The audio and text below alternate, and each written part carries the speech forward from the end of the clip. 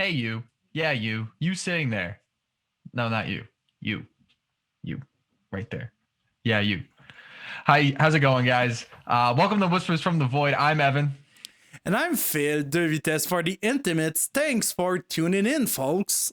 So, we got another nice, cool little episode for you. We're going to kind of mirror and do what we did with a previous episode where we went through and we did some rearranging of some Mastodon discography. And we're going to do the same with one of Phil's pride and joys.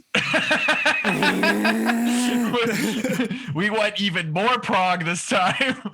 We picked Baroness. Well, I picked Baroness, and Phil just you picked it. That's your fucking idea. He just has to kind of go with it. So we're gonna see. We're gonna see how this goes. We're gonna see. We're gonna try to keep this episode regular length. Phil might make it 3 hours, but we can work with it. Honestly, it was hard, but maybe I got like this order. I think it was very easy for me. But yeah, I'm looking forward to this. So yeah, let's start with obviously the alcoholic adult beverages. So what I got here is one of my favorites. It's called Buddha Juice. Ooh. Take a look at that bad boy. It's really cool. The double Indian Pale. It's like 9.5. It was one of the first heavy beers. I say that in like quotations, I guess, but like one of the higher alcohol beers that I got into. It's brewed with something called Buddha's Hand. I guess through some investigation, some people have told me that there are other breweries that use it, but it actually grows like in the Himalayas at like a certain time of the year. Damn. But I know that other people have used it. I wish I could tell you what it tastes like, but they also have grapefruit peels in here. So it's got some interesting stuff going on. Buddha's Hand is like a variant of Citron. Okay. And it's straight up looks like that. I mean, it's like this little fruit thing with this long fucking fingers. There's actually no fruit inside. And I'm really just getting this off of the fucking can here. But yeah, I mean, I get a lot of grape juice kind of taste in here, but I like grape juice. So, again, it's one of my favorites. I wait for it every year to come out, and then I get about 18 of them. Ooh, I love the color. Yeah, the lighting in here, I hit the other thing, so it's not exactly the best lighting. Ooh, dude, good. It's a podcast. We don't care about the lighting. Only me, I care because I got two lights over there. This camera's got lights on it, but I think it really doesn't matter because I think all it does is it just does like tells you it's on. That's pretty much all it does. You can adjust the brightness of the camera. That's what I know, but the problem, the quality is not that good. Yeah. So yeah. It's whatever. Whatever. So let's go with my beer, and it's been a fucking long time that I was waiting for that because, okay, a little context over there. Matt McGaggy, our friend and host of Vox and Overhops, did this beer with a company called Overhops in Quebec. And they are in Saint-Jean-sur-le-Richelieu, which is like at maybe 30 minutes from Montreal. And they are coming from Brazil. That company is from Brazil, and they got they got Overhops Quebec, Overhops Brazil. So it's pretty interesting. And honestly, Overhops is doing great beer. And when I heard that Matt was doing Vox and Hops and Overhops beer, I was like, I want it. But the problem is not available in Quebec, just only available in Montreal, and pandemic and all that. I was not able to just go in Montreal and take that beer. So instead, I waited, Couldn't secure the and goods. and my friend France, which is our friend, and she's from the Vox and Overhops gang, and she got a lot of Vox and Overhops, and she was like, "Hey, do you want some?" I was like, "Fuck yeah, I want some." So I just received it like 2 days ago. So it looks like this. It looks like my shirt. And the shirt that Evan wore like One day. on episode 14 or something. I don't remember. But yeah. So the Vox and Overhops, it's a double dry up Napa. So it's gonna be New England IPA. yeah, New England Napa. I don't know why I say Napa, but New Napa. England IPA. It's a nipple. It's a nipple. It's a can of nipples soaked in alcohol. A can of nipples. I love nipples. Yeah. Nipple juice. I like 'em. Ooh. Oh. In the Vox and Hops glass, wearing the Vox and Hops shirt. Exactly. It wasn't planned at all. Not at all. So Free advertising. look at that beer.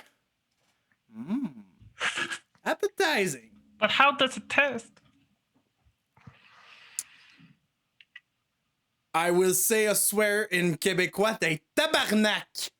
Holy fuck.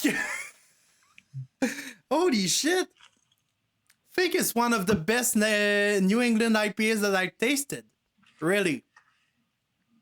That's awesome. Damn, I love it. I love it. Shut up, Siri. Yeah, shut up, Siri. I don't understand you. You're like my ex-wife. You talk too much. So it's not the important thing. Siri is not important. The important is the subject of today because it's my nemesis since Evan talked this to me. Like doing a Baroness episode is like my nemesis because It's his doomsday. Yeah, that's my doomsday because it's like that band is fucking important to me. I love that band so much. Like so much that I'm doing a project based a little bit on Baroness and other sludge progressive hacks. And yeah, I love Baroness so much. And when you throw that idea, I was like, oh God, it's gonna take me a long time thinking about it. And I was like, do I just switch to album? I am about to offend Phil to his core today. Yeah, you're going to offend me. I'm going to love me today. I feel it in my spine. I feel it everywhere in my body. Oh, he's gonna fucking hate me today. That's for sure. That's why I'm just drinking that just to appease the hurt that I will have today. Oh yeah. Oh yeah. Oh, that beer. But let's go with the subject. Let's start with a little bit of introduction. Baroness was formed, I think it's in 2007. No, 2005, I think. If I did a mistake, I will put it right now. 2003. Oh, 2003. Okay, Savannah, I Georgia. did fucking mistakes. So in Georgia, Savannah, Georgia. Is that right? Yes. So Savannah, Georgia, 2003, Baroness was born, and they did 2 EPs, which is the first and the second. First is the name of the first, obviously. Second, name of the second. And after that, they did one split with a band called the Unpersons, I think. And it was called 3, but because it's a split, it's called on another name that I don't remember. You have it like in front of you, I think. I do. Give me 1 second. A gray sigh in a flower husk. Perfect. Thank you. And that was released in 2007. If you haven't noticed, me and Philippe are switching roles today because I don't know Baroness as well as he does. So. Yeah, I know them maybe a little bit too much, but like the thing with that band, it's because they got a lot of lineup changes. And I know that episode, like the roundups that we are doing, we are not taking count the lineup, and we are not taking count like the equipment they are using. We are not taking count the context about the album. We're just taking count of the style and of the music, and that's it. We are just taking count those two things. But it was complicated because each album changed the lineup, even for 1% to 2% that just changed. And that's where it's complicated because lineup and context changes. So the songs are very different. But yeah, I would try my best, but I'm not sure. But yeah, it's gonna be complicated. But yeah, so you want to start? You got it, buddy. I want to be offended first. After that, I will show you a real expert. So my only question is hold on, 1, 2. All right, are we doing the first and second, the reissue? Because they reissued it as one complete whole, the first and the second, as you were talking about with their EP. I wasn't aware of that. So we won't do that. We won't do that because last time we didn't do the EPs. That's why I mentioned it because like I think the EPs, they are important in a way, but they are a bit of presentation of Baroness in the whole because they're like a starters, an appetizer of the Red Album, which is the first album. So the first thing I'm gonna do is really fucking piss you off, because what I did is I counted Yellow and Green as 2 different albums. Oh, that's okay. We can do that. Okay, we can do that. Maybe I would just put them like at one, but I think I will like readjust the album because I don't care because yeah, you're right because Yellow and Green are pretty different.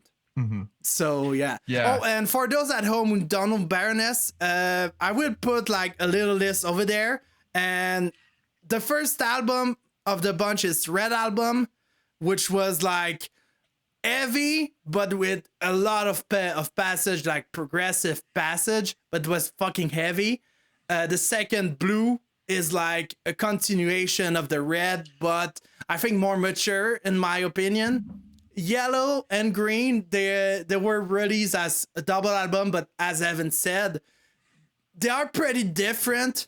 Like you got the Yellow, which is like a continuation of Red and Blue, but the thing Green is a bit different. It goes a little bit more psychedelic, in like a psychedelic feeling, in my opinion. And Purple is more rock.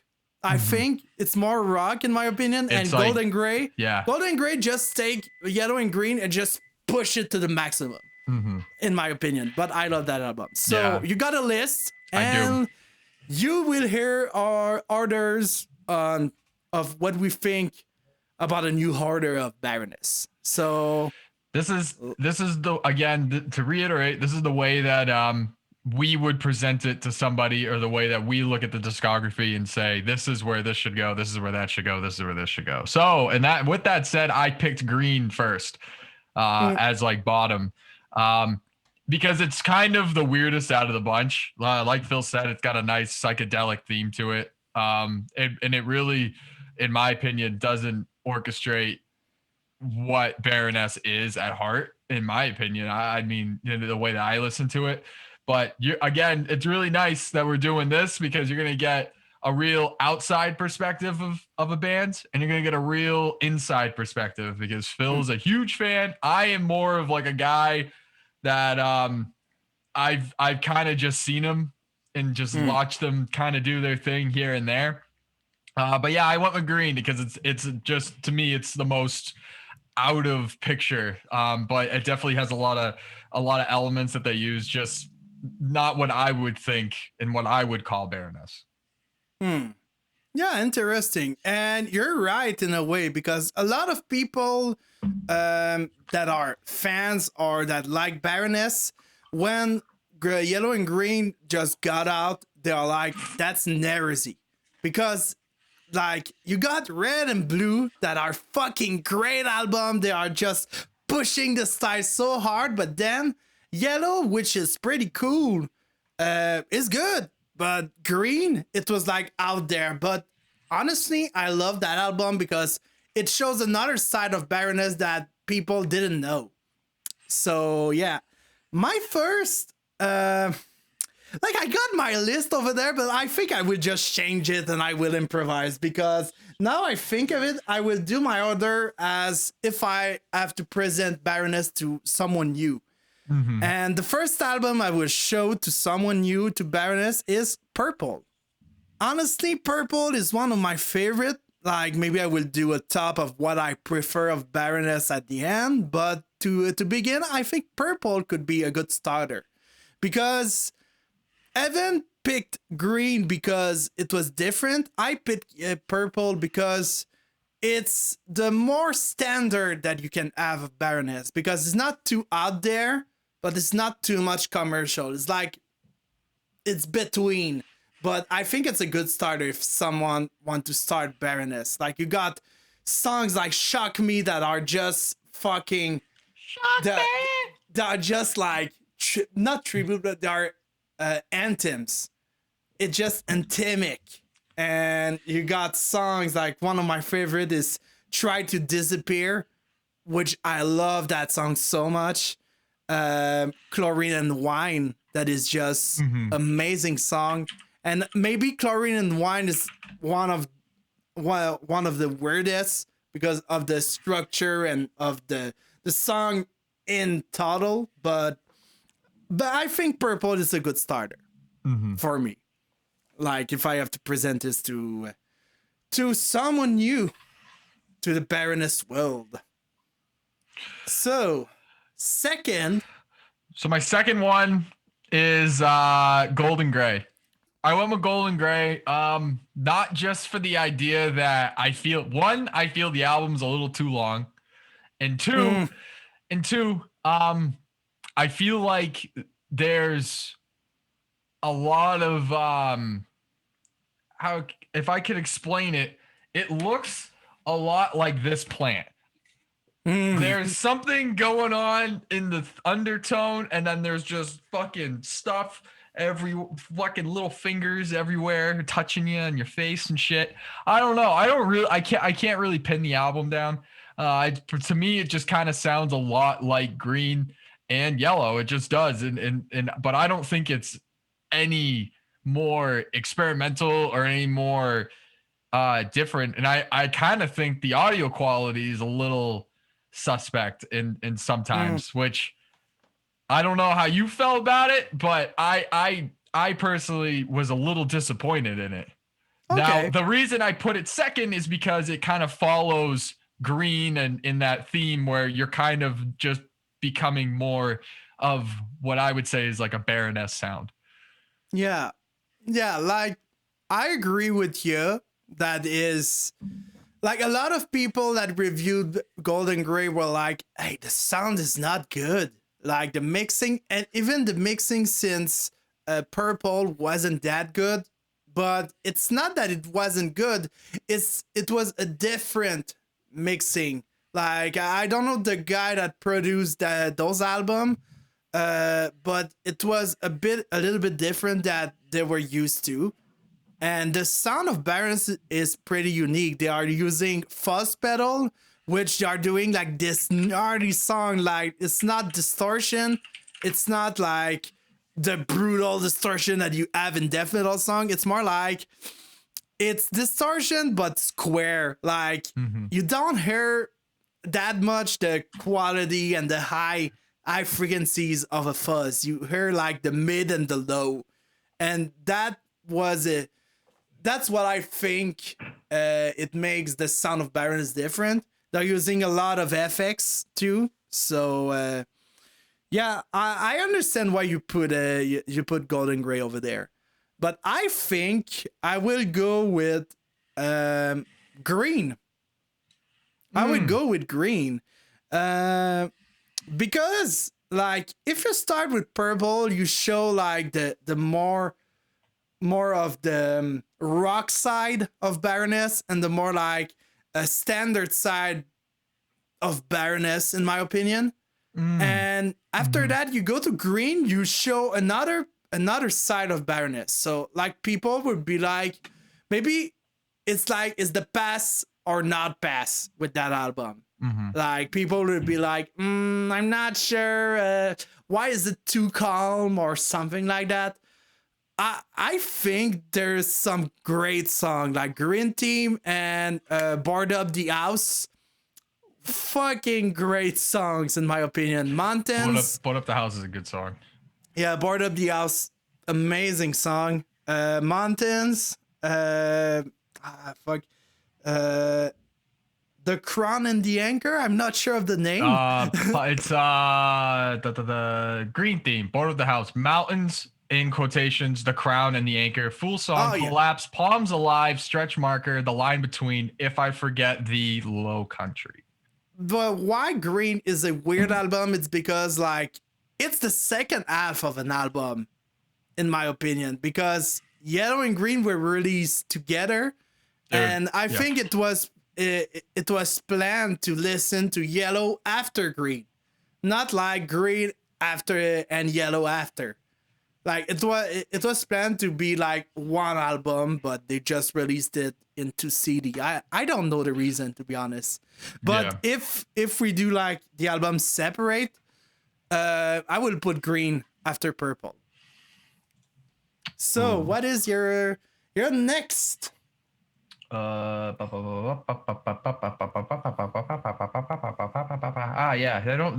I can't find anything on why they separated Yellow and Green. I'm assuming it's because they have the two different things going, themes and stuff like that. But I went with Purple. I went with Purple as my number 3. Yeah, Purple was the first time I think I really started listening to Baroness. It's where I really discovered their sound. And I was really into like the prog stage of my life, where I had now Baroness, but it was Opeth, Dream Theater, and I had oh god, yeah, it's tough. It's tough for me to remember. There's been so many, but yeah, Opeth, Dream Theater, and Baroness. And Baroness was absolutely next to Dream Theater was probably the most proggiest thing I ever heard at that moment.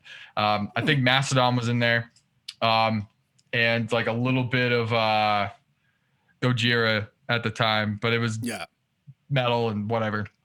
But Purple to me was a little captivating. I really liked how that album was structured, how it came together and sounded.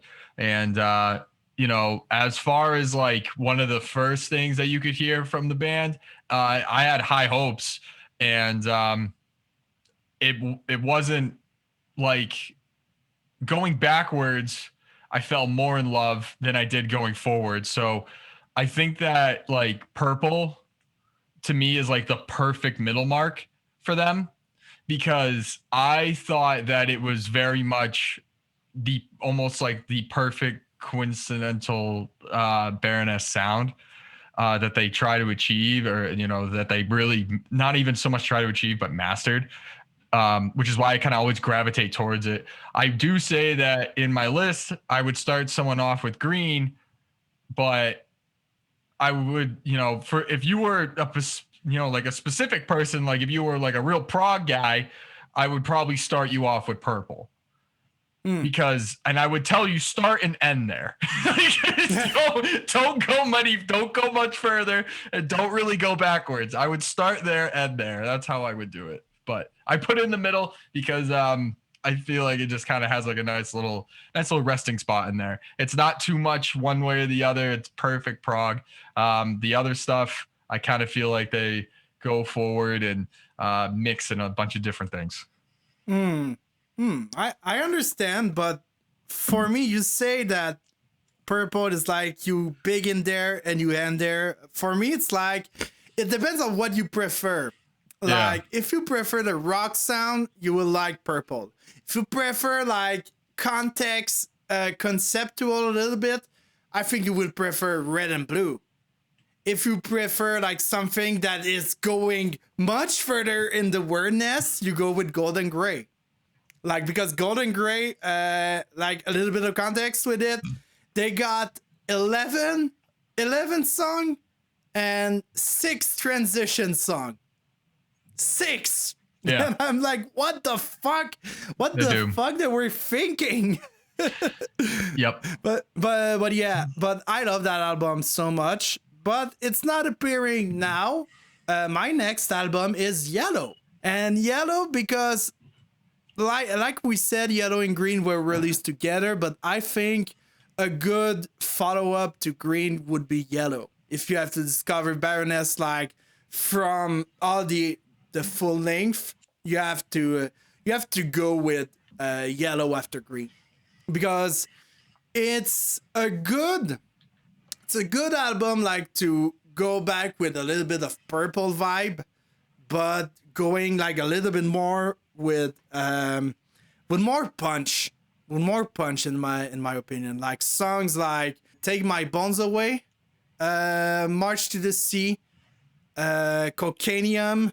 I think, fuck, I don't remember the other. You're missing the big one. The last one. The last song in the album. Yeah, Ula. Yep. Ula is fucking good, but there's another like before Ula and before the second to last song. Back Where I Belong. Yeah, Where I Belong. I think one of my favorite of that album is Where I Belong, because I love the structure of the song and I love the end. Like with the lyrics, like I heard your eyes and I touched your tongue. When we were kids, we've never felt so young. Like I don't know why, just like it put me a goosebumps when I heard those lyrics, and I was like, holy shit, I love that song. Like I was repeating that song over and over. It was so good. But yeah, so yeah, Yellow for me, like a great banger, a great album, to be honest. My next one is Yellow. I had Yellow next on the list. Yellow because it has, for me, the most hits. I think that Yellow has probably more of the popular songs that they've ever had. I feel like when I talk to most people, they always kind of go back to Yellow. Between those 4 or 5 songs that Philippe just talked about. Now, see, like this is where it's like always contradicting when like we do these lists and stuff. We've only done one so far, but obviously now that we're doing it here, it's just we try to think of it as in presentation forms, not the most popular or even the least popular. Because if we did that, then we would just go by the top 10s on their fucking thing, and then that's what we would judge everything on. But this album is probably what I would think is top 2 at least, of some of their most popular. And a lot of people go back to it too, and rightfully so. I just think that it is kind of weird that it has Green attached to it. I thought they should have been 2 separate albums, but obviously there's a story in there that we don't know, so maybe someone can enlighten us somewhere. Email, comment, fucking carrier pigeon, message in a bottle, whatever you are most comfortable with, we will take it. We will take it. Dark web messaging, we'll take it. It'll be fun. Do you have access to the dark web, Evan? I don't know, but I'll give you my address, and you can fucking send a plane in the sky that does like the fucking smoke that can tell me in big ass letters why Yellow and Green are together. They can just message us on Messenger. I think that could be good too. We cannot. If you want to prove us wrong, you cannot be easy about it. But yeah, so you put Yellow. I put at that place, I think it's the 4th. I would put Golden Grey, because like I could have put like one of the 2 first album, but I think they deserve to be heard last. But Golden Grey for me at the 4th place, because let's be honest. Like, you got the weirdness of green and yellow. You have to go a little bit further in the weirdness, because I say weird, but there's a lot of great song in that album. Like, for me, one of my favorite is fuck. I got a memory problem, man. Is it Seasons? No, not Season is fucking good, but my favorite is the eight song number 8. I Do Anything. I Do Anything. Oh yes, like when I broke up with my ex, that was the song that I was playing a lot. You Do Like, Anything. I was playing that song over and over because, like, I was reading the lyrics and I was like, what the fuck? Like, it reminds me of what I feel. Like, maybe it's a bit weird, but it was reminding me of me. but that song is fucking good. Cold-Blooded Angels, I love that song. All the songs are fucking great, but the only problem with that album is the transition song. That is a problem for the people that want to discover Baroness, and that's why I put it in fourth place, because I think if you have tasted purple, yellow, and green, you are ready for Gold and Gray. I think it's the weirdest album that you can have of Baroness. Like, people will say green is the weirdest. I think Gold and Gray is the weirdest album of the bunch, because it's pretty close. Those transition songs, there's some that you just take a puff, like, you take weed, you take any drugs, and you're just going to a trip, man. Like, there's some song I'm like, what the fuck? I say it's green because Gold and Gray needs those transitions to be weird, but green's just weird all its own. It doesn't need transition. Honestly, I don't think it's weird. I don't think it's weird, and I think it's strange, dude. My reason is, like, it was more psychedelic, but the songs and the theme, the subject of the song were not that weird. But yeah, that's my opinion, to be honest. But Golden Gray, for me, Golden Gray, you put it in 4th. And after that, you got the big boss. The big boss, which are the first two, obviously. We're in our first two. So this was the only time where I had to really go back and forth and think about it. So I went with the Red Album. And the reason I went with the Red Album is because, well, it's the most, like, you say Purple is the most rock. Now, the Red Album to me is the most rock. It is the most, it has the most flair to it, which is why I fell in love with it almost immediately. I love this album. I actually have listened to this one. There's 10 songs. I listen to all of them. They're in my constant rotations all the time. So I'll have, the most brutalist of death metal and fucking grindcore, and then all of a sudden, Appalachia comes on. It's just like, and then I'm fucking rocking out harder than you've ever heard. So it's like, I love this album. Cockroach and La Fleur. Did I say that right? Cockroach en Fleur. Okay. It's right in the middle of the album. That song, I know by heart. And yeah. I don't know many songs by heart, but I know the guitar tones and the rhythm and the key and the things of all that fucking song. I fucking love that song. And I know it immediately when it comes on. It's like, it's not even 2 minutes long. It's awesome. It's one of the best fucking songs. Isaac, The Birthing was one of the big songs that got me into Baroness. I really gravitated towards that. And I mean, it was hard for me to come to the grip that, like, this was basically their debut album.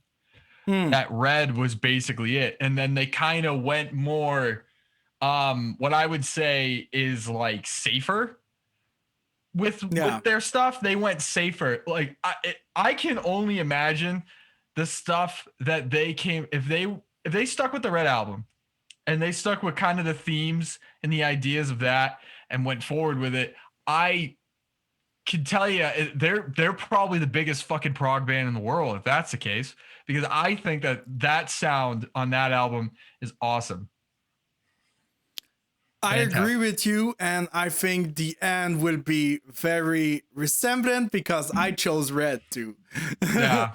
I chose red for one reason. Like, I don't believe it's the most rock album. I think Purple was. I think it is.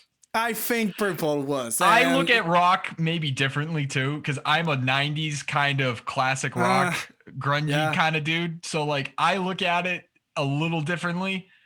I'm not sure it's rock. I'm not sure it's rock. Dude, I mean, let me explain, what would you call man. It? Post metal? Not really. Let me explain why it's not rock. I won't say it's post. I think it was what we are calling Baroness. It was sludge prog, their own sludge prog. Yeah. And because if you listen to the EPs, and I know we are not counting the EPs in order, but listen to the EPs, you would understand what I mean. They are what defines Baroness at first. And after that, you got Red. Red is going like in the same vibe, but with Cockroach and Fleur, they are just mixing a little bit the vibe with the acoustic guitar and the tempo speed just changing. We don't know why, but I listened to that album like earlier today, just because I wasn't sure of that album, to be honest. Like I got some problems with that album, but I love it. I don't say it's a bad album. I will never say there is a bad album of Baroness, to be honest. Red is a good album, but I think it's not a weird, but it's not that weird.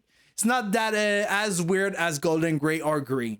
I think that Red kind of just best emulates where Baroness comes from and what they were going with at the time. I mean, if you think about it, you had, like High on Fire, there was Macedon. I mean, Macedon also from Georgia. And then, I mean, Baroness coming from the same area. So at the time that Red came out, Macedon was doing Blood Mountain. They were doing, Remission had already happened in 2002. So 2005, Leviathan, Blood Mountain, Leviathan. That's basically right there in that little timetable.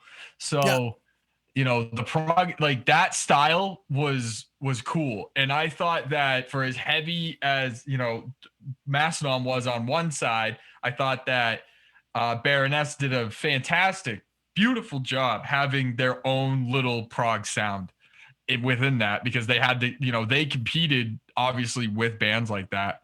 So I thought that's what made Red a standout for me, which is why I always go back to it, because I think that's hard to do. I think it's much harder to come up with your own sound within a genre. Because obviously what people want to do is they want to turn you into a subgenre. They want to turn you into something else, but it's prog. It's just Baroness, which brings me to number one, which is probably the most Baroness album you're ever going to hear in your life, because it is obviously the most Baroness album you'll ever hear in your life. That's Blue. Blue came right after in 2009, so 2 years later. And I got to tell you, I heard this one basically when I was listening to them. I had heard Purple basically first, and then I went back to Red, heard Red, and then I was like, well, I gotta listen to Blue. So then I put Blue on, and fucking Blue was obviously just as good, but they refined and perfected the sounds that they were as a band. I thought that it basically perfectly captured what they were doing and what they were trying to do. And if I gotta be honest, that's what made Yellow and Green almost not really like a disappointment, but like, kind of like an enigma. Like I was very confused why you had something like Blue and Red, and then you went to Yellow and Green. And as Phil talked about in the beginning, we're not incorporating lineup changes, and we're not incorporating kind of like the things that happened in the band growth and things like that. We're just doing it based on the sound and what the band has always kind of been known for, you know. So like I think most fans, if you ask them, they kind of go back to Red and Blue as being what Baroness basically sounds like, you know. So blue more than red encapsulates that perfectly. And I mean, there isn't really much else I could say about it. They had a nice little on the deluxe version.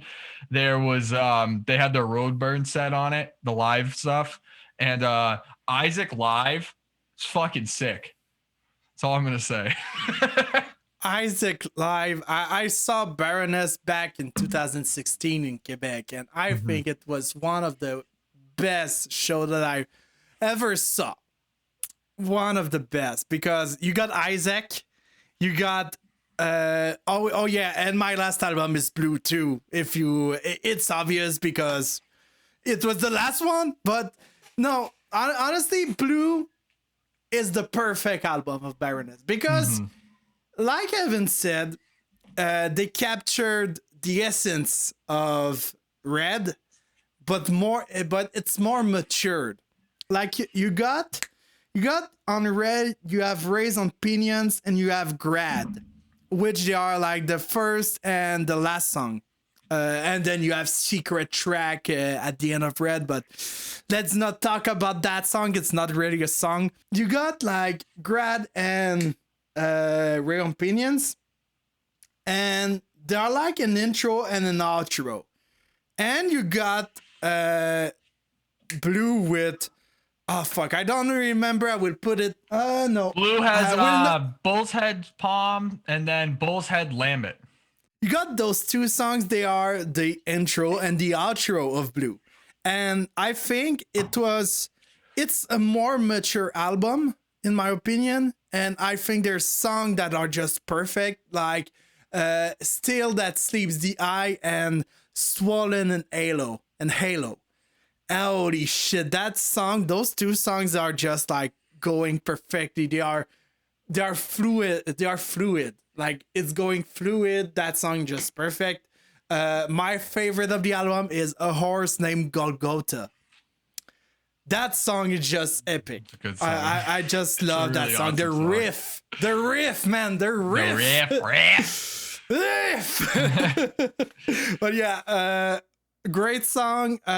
War Wisdom and Mind or Crime. I'm not sure. I'm not sure if it's War Wisdom and Mind. But I think it's Mind. But yeah, I will put it right now or whatever. But yeah, those songs of Baroness are just perfect. They are perfect, and I think it's one of the best albums ever made of Baroness. And I understand the disappointment when you go from Red and Blue and you go to Yellow and Green, but I think it's not a question of context. It's more like a question of we want to search something new. Like there's a lot of bands that are starting huge and they are just doing the same thing over and over, like AC/DC. I don't want to talk about them too much, but since the beginning, they're doing the same thing. I'm sorry, AC/DC fan, but they are doing the same thing. Just realize it, folks. But yeah, and I think Baroness just captured the good thing of being a band. You have to explore something new. You have to explore some avenues that are new. And I think Baroness they achieved it. And they achieved it on every album. And after that, I think I will do a little quick top. I will do a top 3 because I think it's better like that. It's more quick. Number 3, it's Purple. Number 2, it's Golden Grey. And Golden Grey, I will explain why. Because, okay, you got some lineup changes. They had, like, the other guitarist, Pete Adams. He got out of the band after Purple. Like, I saw the show in Quebec. Pete Adams was still there. And after that, I think it was in 2017, he quit the band because he wanted to do something else, and he was like tired of touring and blah blah blah. And they hired Gina Gleason.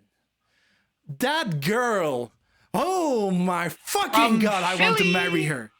That girl, just so much talent. Gina, if you're out there, you have a suitor. No, You have a suitor. but I want to meet her because I want to know her a little bit more, because she's so interesting. She's so talented. She's so like, oh, and that girl did.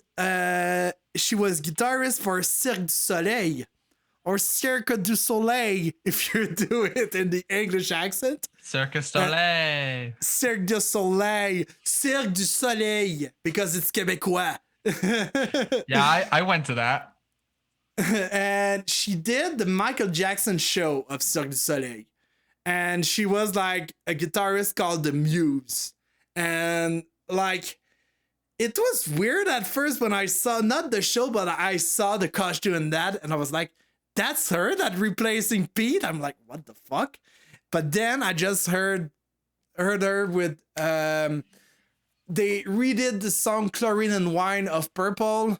And I just heard that voice and I was like, okay, she's a good successor of Pete. Because Pete was there from blue to purple. So he did blue, yellow and green, and purple.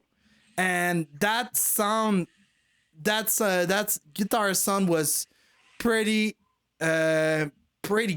It was a great sound. And when Gina Gleason just goes in the band, I was like, okay, yeah, you got balls, girl. You got balls. Like, holy fuck. And her voice that just like going with John's voice, I'm like, holy shit. That's why Golden Grey, I love that album. And obviously the first, Blue, it's my perfect album of Baroness. Mm-hmm. I'm always listening to that album. If I have to go to another album of Baroness, if I have to keep one album of Baroness, it will be Blue, in my opinion. If I have to keep one, it's Red. That's good. There's something about, because that's probably the death metal in me. I love a nice, or even the grindcore, I love a nice fucking produced sound where it's very organic and very grungy. Very, not polished. There's something about, because I feel that you can tell a lot more about a band when they don't have that. The sounds and how they perform and things like that, because obviously you can have a big produce fucking band. One of my biggest examples is I always go back to Rings of Saturn. Crazy good, the good band, crazy stuff. Lucas Mann, great guitar player. I just feel that I would love to hear them without all the production, without all of the extra stuff. Like, I feel like it would actually do really well for him, because I think he is a really great guitarist, and I think that Rings of Saturn is a really cool band. I would just love to hear that minus the production. I would also love to hear Shadow of Intent, a band very near and dear to my heart. I would love to hear it just without production. There's just something about overproduced stuff that, like, I love it when it's awesome. It's just that I can't fully grasp all of it, I love, obviously, as Phil was debuted at one point, was like Cerebral Rot. My shout out coming in on this episode is going to be one of these bands that has not really an overproduced sound, and it's very death metal and very organic, and there's something I love about that. That's what I feel like metal should be taken in as, is how I look at it. You have to take it as just this fucking abusive, crazy, underproduced sound. Yeah, like, I understand your point. But for me, we are from a different background. I'm more prog, and I love when it's produced. Overproduced, I understand when it's overproduced, like Ring of Saturn. I love some song, but I don't like the overproduced. And I don't blame Lucas, man. Like, he's a good guitar player. I can't say He is. He's a great he's a fucking great guitar player. Like, I He's have amazing. to say that, man, you are a great player. It's Lucas more is personal. It's just like a personal opinions, you know. It's like assholes. Everyone's got them. It's just an opinion. I don't like the overproduced sound, you know. But you all know where I'm coming from. I'm the fucking Phil's the prog guy. I'm the guy who likes toilet bowl vocals. You know, it's who we are. That's okay like that. That's okay. We like what we like. Like, I love a lot of genre, but I'm more defined by prog. Yeah. But yeah, so the pain is over. The pain is over. How do you feel? Do you feel all right? Were you just honestly, anticipating this? I think the best order would be the order that we have now, like the red, blue, yellow, and green. And I think because it always depends. Because if you go with the context, I think people will like one album more than the other. Yeah. But it always depends on the people that you want to reach out. It always depends. That band it's pretty rough to analyze. It's pretty rough to just doing another in terms of what people will like the most. Like, it's complicated. Yeah, because I think that if you're going to give it to somebody who's, say they're not really into metal, but they're into like prog rock, you show them Purple. I did. You know what I mean? Yeah, I did the order as what I thought, but I think I redo the order of what I heard first. What I heard was first it was Purple, after that Yellow and Green as one album more. After that I heard Red, Blue. And after that, I heard Golden Gray. It's a bit different of what I said, but that was my listen of Baroness in a whole. I heard Purple first, and then I went to Red, Blue, Yellow and Green, and Golden Gray. Yeah, it's because it's funny because before Purple, I had the Yellow and Green because I had like a Digipack album. Of it was a deluxe album. It was like in the form of a little book, but the CD was so it was messed up. So the CD was like scratch. One CD scratch. I was like, oh, I have to comment another one because I wasn't able to listen it in my car, so I was pissed. So I commented Purple and I commended Yellow and Green. I think we can say I listened to Yellow and Green at first. Mm-hmm. I've listened to Yellow and Green at first. After that, I listened in the whole to Purple. And after that, Red and Blue and Golden Gray after. I think that was my order of listening. But the other order that I said on this episode is pretty good too. So you do what you do, man. You do what you do. Baroness is fucking great. You have to listen to that band. Awesome. Yeah, I mean that's just our list. You know, abuse us, yell at us, fucking carrier pigeon us. I don't care. You know, whatever you want to do. If you have a different opinion, let us know. Comment, like, subscribe, email. Again, carrier pigeon. Send a tortoise. Fucking strap a goddamn letter to a tortoise and send that boy out there. And maybe we'll get here faster than the pigeon. But yeah, now we're on to shout outs. And Phil, do you want to go first? Yeah. Just 1 second because I have the band over first. There. Okay. All right. Mine is actually, we're coming at you hard and fast, people. 2021, January 8th, already the album of the year has been released. Who knew? We were 8 days into 2021. We already have the album of the year, and that's Frozen Soul, Crypt of Ice. I say no more. It is amazing. They're from Fort Worth, Texas. I don't actually know a whole fucking hell of a lot about these guys, but I am fucking been listening to this album non fucking stop. It's amazing. You gotta listen to it. I won't. I don't even want to fucking spoil anything for all of you out there. And I say that because it really, to me, just the sound is just so.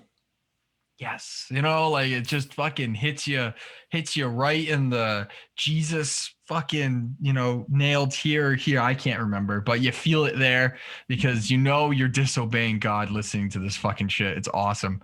And I will say that Gate Creeper was released today. Some new Gate Creeper. I have not listened to it. I've been fucking busy all day. But I'm gonna get to it, and that will probably be my next one for next episode. But till then, Frozen Soul, Cryptovice, fucking buy it on Bandcamp, listen to it, fucking buy merch, give these guys all your fucking money because I know I am. Bandcamp is love, Bandcamp is live. And speaking of Bandcamp, I just my band of tonight is a band that I discovered of Bandcamp because I was bored and I was like, oh, let's go just find the newest album that Bandcamp just got. And I stepped on this band called Anthracite. And the album, which is the first EP, and it's like the first album / EP of this band, Anthracite, it's called Dissection of the Abhorrent. And it's an EP of 5 songs. But damn, those 5 songs are just hitting so hard. They are hitting so hard, just like it's a mix of cattle decapitation with Archspire a bit. It's I think it's a good explanation of that band, Anthracite. Ew, the 5 songs are just fucking intense. It's just intense from the first to last. It's just like, holy shit. It's going like nuts. It's going nuts, man. It just rips so hard. That album is pretty good. I don't think it would be an album of the year, but an EP of the year, it can be. It can be. Like Frozen Soul will be album of the year. and like at the middle of the year when we do our first stop, you will not have that band at all. No, I think I will. I wrote this shit down. I've been listening to it all fucking time, dude. I predict that you will not have that album at the end of the so year. Good, I predict this. It's so good. But yeah, that's what we got. That's all we got for you guys. The next episode is gonna be a fucking bring your party pants. We're having a party, whether we want to or not. Bring a watch because it's gonna be long. Oh man, it's gonna be. This is probably gonna. This is probably gonna be our greatest episode ever. Bring your beer and bring your tea because it's gonna be important. This is gonna be an amazing episode. Bring no water. Bring just alcohol. Shots if you like. Just be prepared. This is gonna be fucking a banger of an episode. So. Oh yeah. With that said, I'm Evan. And I'm Phil. Thanks, guys, for watching, and see you on the next episode. Cheers. Cheers.